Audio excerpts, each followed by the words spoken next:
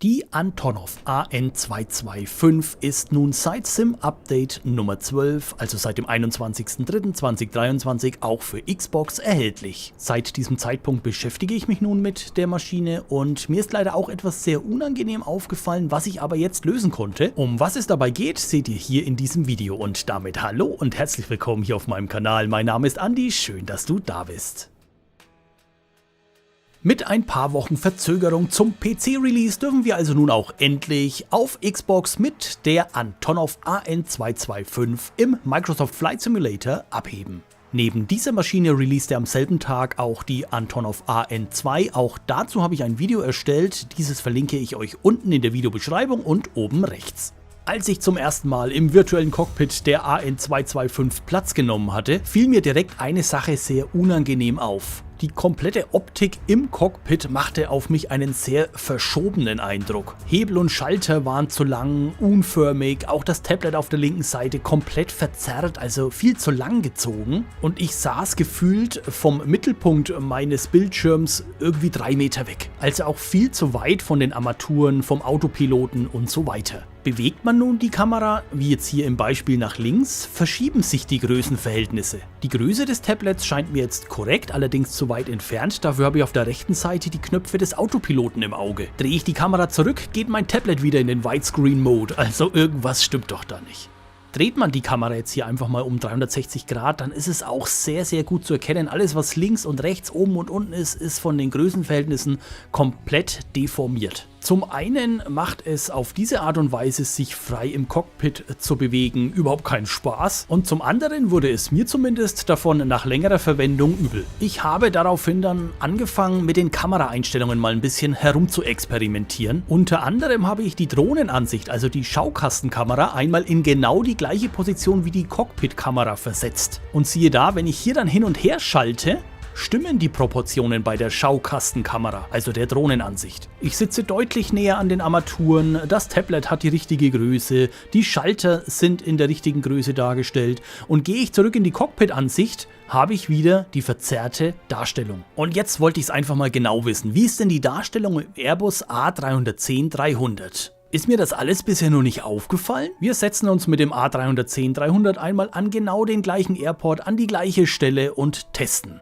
Die Ladezeiten cutte ich raus, ist doch klar, wir setzen uns ins Cockpit und sehen uns die Kamera an und siehe da, alles passt. Und das ist hier gerade wegen des Tablets sehr schön vergleichbar. Wenn wir in die Kameraeinstellungen mal reingehen, Cockpit-Ansicht, fangt jetzt mal an, ein bisschen auf die Zoom-Stufe zu achten. Die liegt hier bei 0. Und wir sprechen hier von absoluten Standardeinstellungen, also da ist meinerseits nichts verändert oder dergleichen, sondern diese Einstellungen sind standardmäßig hinterlegt. Okay, A310-300, check. Wie sieht's denn beim Airbus A320 Neo aus? Selbe Zeit, selber Ort. Wir gehen rein, die Ladezeiten schenken wir uns wieder und wir setzen uns ins Cockpit.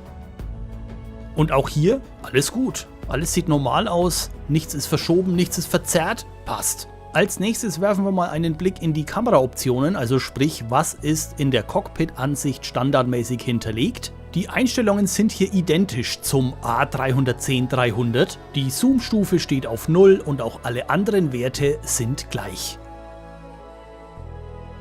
So, woran könnte es denn nun liegen? Wir laden einmal die Antonov AN225 ebenso in die gleiche Position und schauen uns hier die Einstellungen an.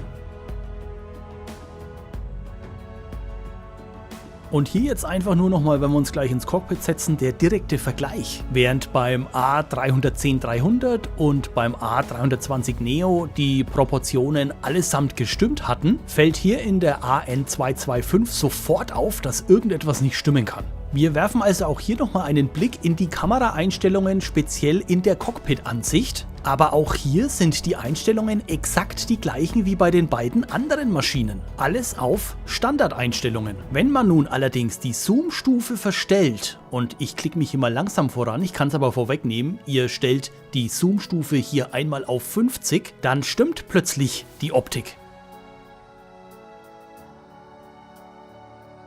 Das Tablet wird plötzlich mit den richtigen Proportionen dargestellt. Alle Schalter sind korrekt. Wir sitzen nicht mehr gefühlt 5 Meter von den Armaturen weg. Und auch wenn ich mich jetzt hier frei durchs Cockpit bewege, habe ich nicht mehr den Eindruck, dass ich irgendwo im Aquarium sitze und mir wird bei den Bewegungen auch nicht mehr übel. Den Anstoß zu diesem Lösungsansatz gab mir tatsächlich der Schaukasten, also die Drohnenkamera. Hier hatte schließlich im direkten Vergleich zur Cockpit-Kamera ja schon alles gepasst. Und warum ist das so? Im Schaukasten, also in der Drohnenansicht, steht die Zoomstufe standardmäßig auf 50%. Deshalb passte alles. Ich habe mir das Ganze dann spaßeshalber auch mal noch am PC angeguckt, bin aber ehrlich gesagt eigentlich davon ausgegangen, dass das Thema einmal mehr Xbox exklusiv ist. Dem ist aber nicht so. Auch hier ist die Zoomstufe standardmäßig wie bei allen anderen Flugzeugen im Übrigen auch auf 0. Die Ansicht am PC ist daher ebenso verzerrt.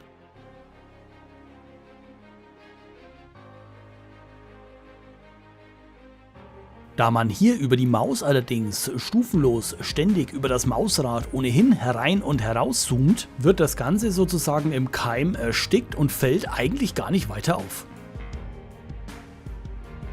Ich kann nicht einschätzen, ob diese Situation auf alle User zutrifft, die die AN225 aktuell nutzen. Dafür findet man an und für sich zu wenig im Netz darüber. Aber für mich konnte ich auf diese Art und Weise mein anfängliches Problem, was die Cockpit-Kamera angeht, auf jeden Fall lösen. Falls auch du mit der AN225 unterwegs bist, nutze gerne die Kommentarfunktion und teile deine Erfahrungen mit der Community. Im Idealfall unter Angabe der Plattform, auf der du unterwegs bist, also ob auf Xbox und wenn ja auf welche oder eben am PC. Wenn dir dieses Video gefallen oder vielleicht auch sogar geholfen hat, dann würde ich mich über ein Däumchen freuen. Ich bedanke mich fürs Zuschauen, wünsche eine gute Zeit und bin raus.